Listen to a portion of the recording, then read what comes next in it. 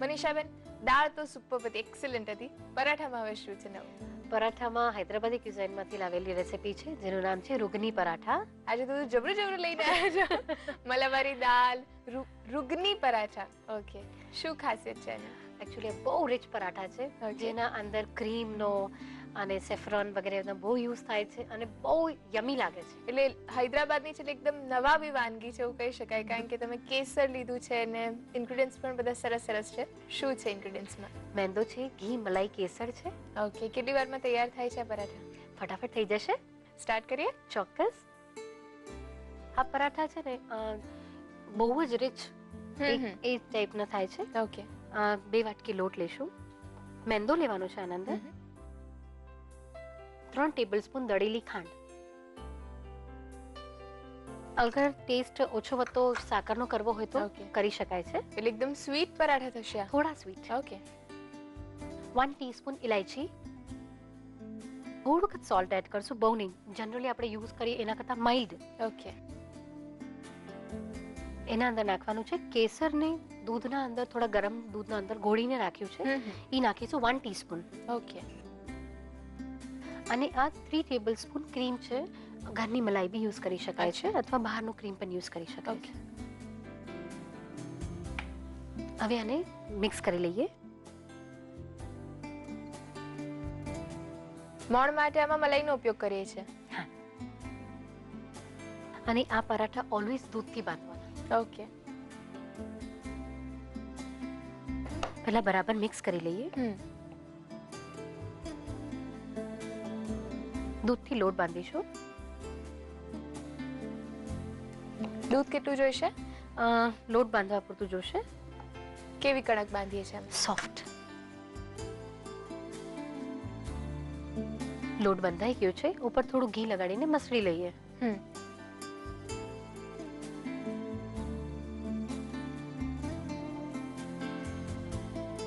અને તરત જ વણી લઈએ છીએ કે એને રેસ્ટ આપવો પડે છે આ કણકને? નહીં, એને એટલીસ્ટ 2 કલાક રેસ્ટ આપવો પડે છે. 2 કલાક? હાજી. ઓલરેડી લૂઝ છે અને 2 કલાક રેસ્ટ આપીશું તો પછી બહુ જ લૂઝ નહીં થઈ જાય? ના, એનું ફ્લેવર એકદમ સરસ રીતે મર્જ થઈ જશે એટલા માટે. ઓકે. વણી લઈએ. આ થોડા થીક રાખવાના છે અને નાના નાના વણીશું. ઓકે. પહેલા ગોળા બનાવી લઈએ.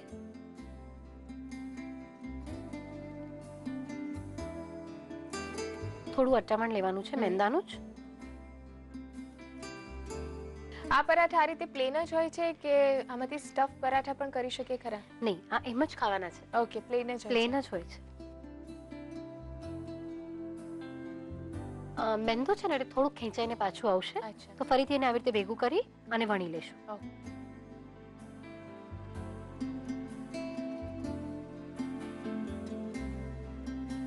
શેકી લઈએ.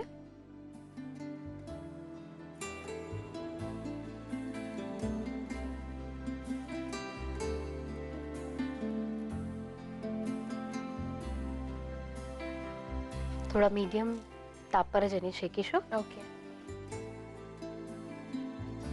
ખાસી એવી વાર થશે આને શેકાતા? હાજી.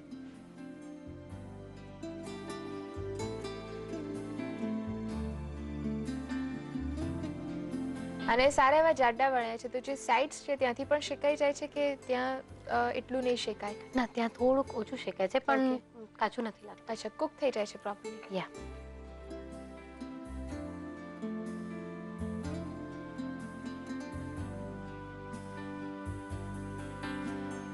આવી રીતે ફાઇન શેકી લેવાના છે. પછી થોડું ઘી એપ્લાય કરશું. અચ્છા.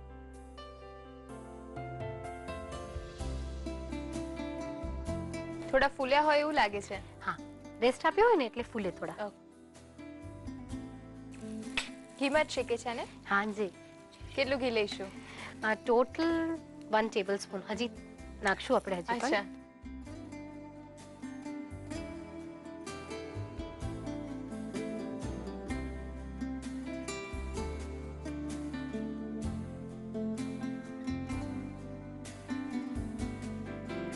ગેસ બંધ કરી દો આપ.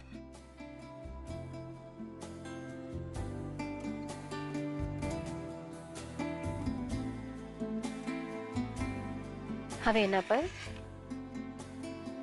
ઘી લગાડીશું.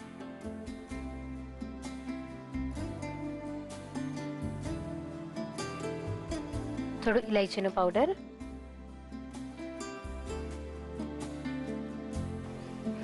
થોડા કેસરના તાંતણા, આમ જસ્ટ આમ હાથેથી થોડા ક્રશ કરી અને પછી છાંટી દઈશું. અચ્છા. સર્વ કરીએ.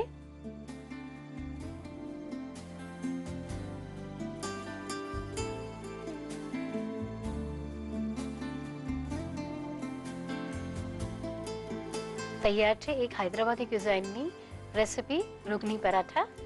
પરાઠા એકદમ અલગ છે, નામ એનું અલગ છે, સાથે જે વાનગીઓ સર્વ કરી છે એ પણ એકદમ અલગ હોય છે. શું સર્વ કરી શકે, કારણ કે એકદમ નવા પ્રકારના પરાઠા છે.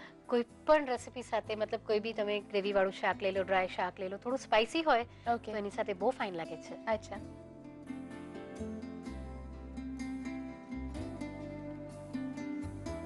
ની પરાઠા બનાવવા માટે જોઈશે મેંદો 2 વાટકી, દળેલી ખાંડ 3 ટેબલસ્પૂન, ઇલાયચી પાવડર 1 ટીસ્પૂન, મીઠું સ્વાદ અનુસાર, પાણીમાં ભેળવેલું કેસર 1 ટીસ્પૂન, ક્રીમ 3 ટેબલસ્પૂન, દૂધ જરૂર મુજબ, ઘી 1 ટીસ્પૂન, શેકવા માટે ઘી 4 થી 5 ટીસ્પૂન, ઇલાયચી પાવડર ચપટી, કેસર ચપટી.